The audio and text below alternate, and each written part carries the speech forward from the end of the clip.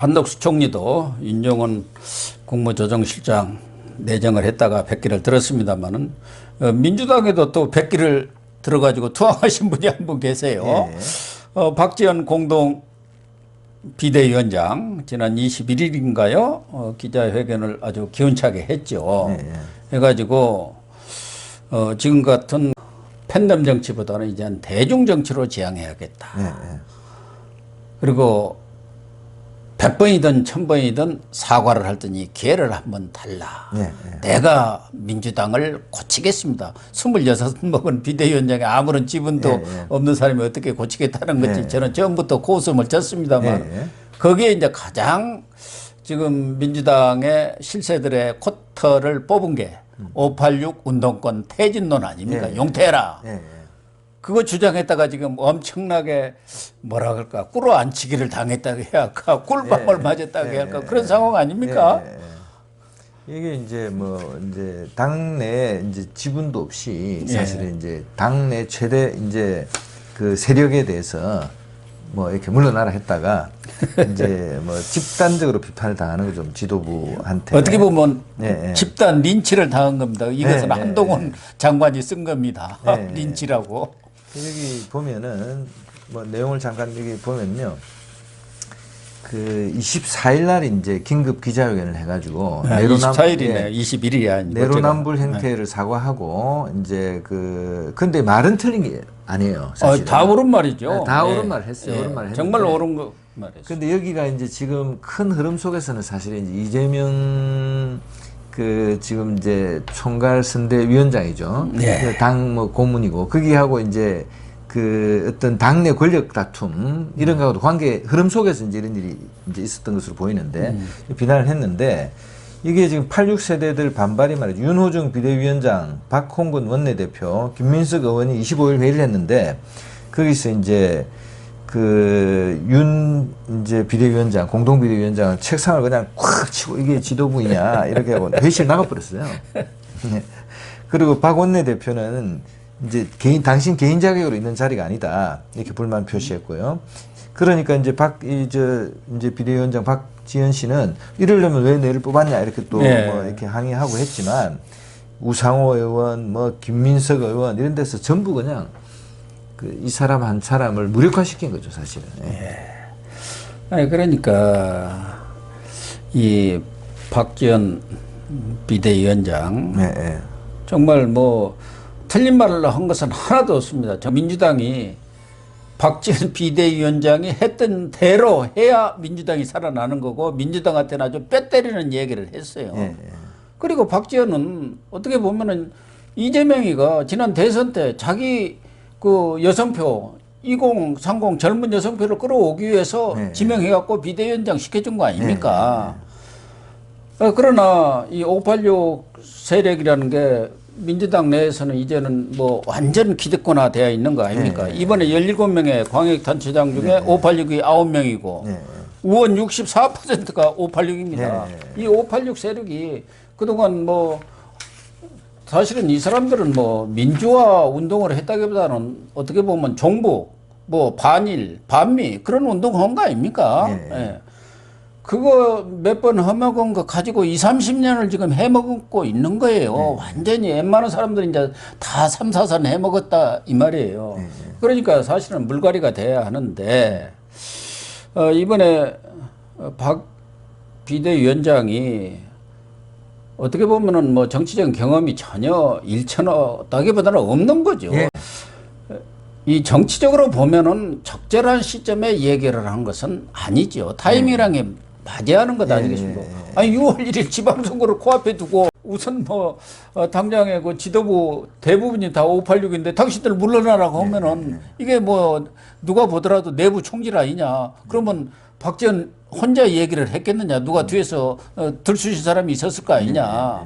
그렇게 볼 수밖에 없는 것이고 그렇다고 그러면 당연히 이재명 세력이 지방선거 이후를 겨냥해서 박지원한테 밑자락을 깔아라 미리. 그리고 나중에 혹시 지방선거에 패배했을 경우 책임을 떠넘기려면은 당신들 물러나라고 할 때 안 물러나고 이렇게 패배했다 이런 면피용으로 한 거 아니냐는 그런 오해를 살만하죠. 그래서 이제 이런 얘기가 나오더라고요. 그 TPO라고 이제 그 일부에서 표현을 했던데, 타임, 시간, 예. P, 플레이스, 장소, 어. O, 그러니까 occasion, 상황. 그러니까 말에는 이제 상당히 일리 있는 내용이 있지만 예. 그것을 말한 시기와 장소와 상황이 이제 맞지 않다. 아무리 좋은 내용이라도 이제 대화의 어떤 그 내용, 장소, 형식, 절차 이런 것들을 잘 이제 했어야 된다. 그렇게 하면서 이제 비판을 상당히 이제 받고 있는 거죠. 받고 있고. 그래서 이제 3일 만에 이제 100기를 들고 이제 27일 또 사과문을 냈어요. 참, 또 사과문도 마음의 상처를 당하신 윤호중 공동 비대위원장께 사과드립니다.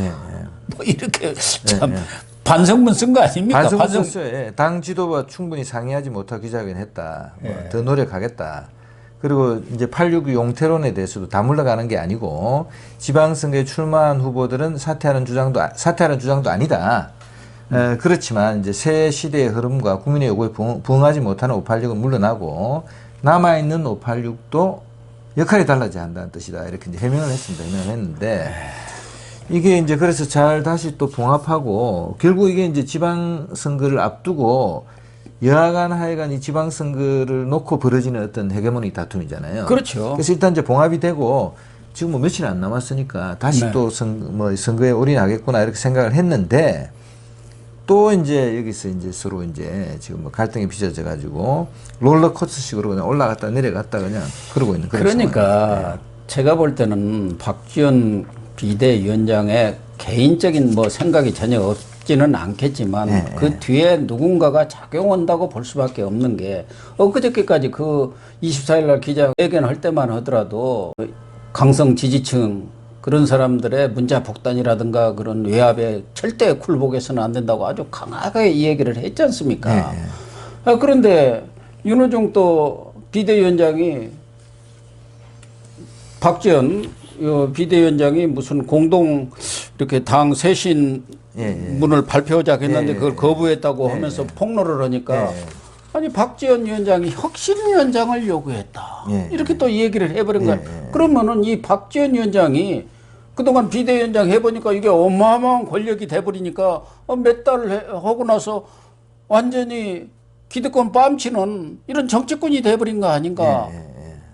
그러니까 본인이 요구할 수도 있겠지만 누군가가 혁신을 잡아놔야 한다, 위원장을. 그래가지고 지방선거 끝나고 그렇게 되면 이제 어차피 2024년을 겨냥해서 당권 싸움에 들어가고 그 다음에 공천권 행사가 되는 거 아닙니까? 당권을 잡아야. 그때 혁신위원장의 역할을 시켜가지고 정리하기 위해서 이렇게 했다고 오해를 살 수밖에 없잖아요. 거기에 본인이 자의적인지는 모르지만 아니면 꼭두가시 역할을 한 거 아니냐. 이게 정말 26살 먹은 사람이 벌써부터 이렇게 기성 정치권에 매몰돼가지고 하면서 뭘 누구를 세순하려 하냐 이런 또 비난이 나오고 있는 거예요. 그런 게 자기들끼리 서로 지금 온갖 치부를 다 드러내고 있는 겁니다. 그래서 일각에서는 이게 이제 그 이재명 씨와 당권파들 간의 싸움이다. 누가 봐도 그렇게 보일 수밖에 그래서 없죠. 이제 지금 개항을 해서 이제 뭐 떨어질 수도 있죠, 지금. 떨어질 수도 있고 또 뭐 이게 표심이 결집돼서 살아올 수도 있는데 살아온다 하더라도 지금 이제 전에 대권 후보에 나서고 이랬던 그 이재명의 권위나 브랜드는 완전히 손상된 거 아니에요. 그렇습니다. 그럼 그 시점에서 이제 살아남아야 되니까 지금 아까 586 용태론 그리고 이제 내용 자체는 굉장히 좋아요. 제가 내용을 한번 이렇게 봤더니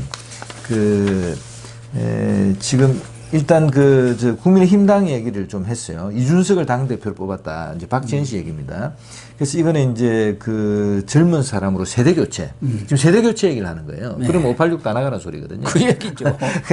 그래서 이준석 당대표가 국민의힘이 세대교체를 했는데 이준석 대표는 혐오와 차별을 이제 선거에 이용하고 성상납 징계도 될 수 있고 이래서 동력을 잃었다. 그리고 윤석열 정부는 지금 이제 그 이명박 라인, 박근혜 라인이 다 장악해서 또 이제 세대교체에 실패했다. 우리가 세대교체를 하자. 이게 이제 일단 전제예요, 전제. 그리고 이제 뭐 5가지 정도 안을 내놨는데 정치학교를 열어서 뭐 젊은 인재를 양성하자.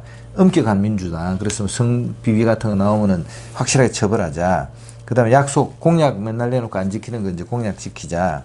그 다음에는 이제 폭력, 팬덤 정치 결별하자. 그다음에 이제 뭐 미래를 준비하는 청년들을 위한 이제 공약을 아젠다를 개발하자 이런 거 이거 내용 자체는 굉장히 좋습니다. 이대로 하면 민주당이 이제 이대로 가야 되겠죠. 정당이라면.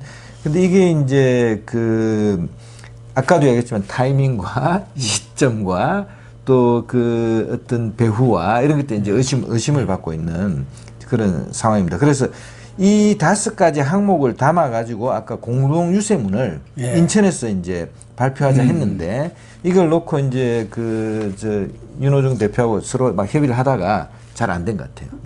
그러니까 여기도 이제 유세에 참가하지 않고 또 이제 혼자서 이제 결렬선을 해버린 거죠. 그러니까 지금 민주당은 보면은 지난 대선 패배 이후 당내의 구심점도 사라져버리고 그나마 이재명이가 그 역할을 조금 해줬었는데 이번 개항을해서 보니까 이재명의 미천이 다 드러나 버린 거예요. 거기다가 586은 이제 완전히 과거 개혁 세력이 아니라 기득권 세력으로 고착화 이렇게 아주 그냥 고정화돼 버린 사람들 아닙니까? 그게 이번 이 박지원 발언 파문에서 나타난 거고 박지원 비대위원장도 자신의 위치라든가 자신의 정치적 역량이라든가 그런 것에 대한 충분한 고려 없이 덤벼들었다가 일패도지하는 그런 결과를 빚었고 박지원을 앞세워서 정치적 이득을 취하려고 계산을 했던 사람들도 다 실패해서 아주 민주당의 본색이 지금 다 드러난 겁니다. 그런데 이재명으로서는 지금 6월 1일까지는 아직 좀 남아있는 이 기간에 자칫하면 자기가 떨어져 가지고 완전히 정치 생명이 자기 얘기대로 끽하게 되어 있는 그런 상황 아닙니까? 그러니까 잠시 휴전해라 그런 것 같아요. 좀 잘못했다고 하고 우선 당 지도부도 여기 와서 우선 내가 살고 봐야지 않느냐 그렇게 해갖고 타협을 했는데 이건 봉합이 아니라 이제 6일 지방선거 결과가 예측이 됩니다만은 선거가 끝나고 나면은 아마 민주당이 아주 쌈판으로 변하지 않겠나. 치열한 당권 경쟁 그 이후까지를 겨냥해서 정말 이 거대 공룡 야당이 쪼개지는 소리가 여기저기서 들릴 것 같은 그런 느낌이 듭니다. 민주당 입장에서 본다면 이제 엄청난 위기죠. 이제 자기들 뭐 리더십도 없어지고 안에서 이제 뭐 물고 뜯고 싸우고 그 본질이 다 드러나가지고 이게 집권 여당이었을 때 그리고 그때는 뭐 대통령도 있고 또 뭐 당 대표도 있고 확고한 어떤 그 시스템 속에서 움직이다가 지금 지리멸렬 뭐 이러면서 뭐 집안 싸움하고 아마 그 형편없이 추락할 것 같아요. 그러니까 사실은 뭐 아까 이야기한 대로 시기라든가 뭐 장소라든가 여러 문제에 있어서 박지원 위원장의 그런 발언이 좀 부적절한 측면은 있습니다만은 결과적으로 보면은 민주당이 정말 달라질 기회, 쇄신 기회를 스스로 걷어차 버린 거예요. 걷어차 버렸고 이런 일이 지금 이번만 일어난 게 아니에요. 뭐 과거에도 여러 차례 있었지만 우리 국민들 머릿속에 제일 남은 게 4.7 재보선에서 참패했지 않습니까? 그때 오영환, 이소영, 장경태, 장철민, 전용기 이 5 초선 의원들이 나서가지고 그 당시 그 검찰 개혁에 대해서 공감대가 없었다는 거, 조국을 검찰 개혁의 대명사로 생각한 것이 잘못됐다는 거, 특히 공직자 성비가 있을 때 출마를 안 하기로 해놓고 그렇게 후보를 낸 거, 이런 부분에 대해서 사죄조차 없었다 이런 비판을 했다가 초선 5족으로 찍혀가지고 아주 그냥 박살이 나버렸습니다. 그러고 그러는 그냥 끽소리도 지금 못 오고 있었거든. 이런 일들이 늘 있어. 그 전에 이제 제일 유명한 사람이 금태섭 아닙니까? 그거 조국에 대해서 한마디 저 국감 때 얘기했다가 결국은 공천까지 못 받고 쫓겨나 버렸지 않습니까? 그렇게 지금 민주당이 개혁 세력은 커니와 완전히 화석화된 기득권 정당, 어떻게 보면은 국민의힘보다도 더 기득권화돼버린 그런 정당이 된 것 같아요. 그래서 박지원의 그 말의 적절성이라든가 그런 것은 차차후라도 민주당에 좀 희망이 없구나 그런 생각도 들고 뭐 민주당을 걱정할 처지는 아닙니다만 민주당이 그래도 건강한 야당으로 있어야 이 여당도 견제하고 두 개의 수레바퀴가 민주주의를 잘 의회 정치를 살려나가는데 한쪽이 저렇게 개판이 되면 다른 쪽도 그렇게 따라갈 수밖에 없어요. 지금 뭐 지방선거 뭐 보이지 않습니까? 여러 번 네. 뭐 논평도 하고 해수도 했지만 거대한 권력 교체, 어마어마한 권력 교체가 이루어지고 있는데 네, 그렇습니다. 6월 1일이면 뭐 며칠 남지도 않았는데 지금 이 순간까지도 이렇게 서로 이제 뭐 젊은 비대위원장 또 이제 뭐 당을 상당히 장악한 운동권 출신 실세 서로 싸우고 뭐 물고 뜯고 비판하고 공동 유세도 지금 같이 못하는 거 아니에요? 유세도 못해서 유세가 취소되고 지금 뭐 언론에 얼마나 한번 보도되느냐 또는 이런 거가 중요하잖아요. 야, 당락이 막 그럼요. 결정되는데 당락이 바뀌는데 계속 싸우고 뭐 자기들끼리 싸우고. 진행된 그 유세도 못하고 참 놀라운 일이 벌어지고 있는 거죠. 예. 그렇기 때문에 6.1 지방선거 어떻게 보면은 민주당으로서는 윤석열 대통령이 취임한 지도 얼마 안 되고 그 컨벤션 효과 때문에 사실상 지방선거를 포기한 것 아닌가 하는 생각도 들어요. 자기들도 다 여론조사를 내부적으로 해보고 판단을 하고 있을 거 아니겠습니까? 그러다 보니까 지방선거 이후를 겨냥해서 이른바 친명 세력과 친노 세력들이 지금 물밑에서 치열한 삿바싸움 내지는 전초전을 지금 벌이고 있는 게 아닌가 하는 생각도 듭니다.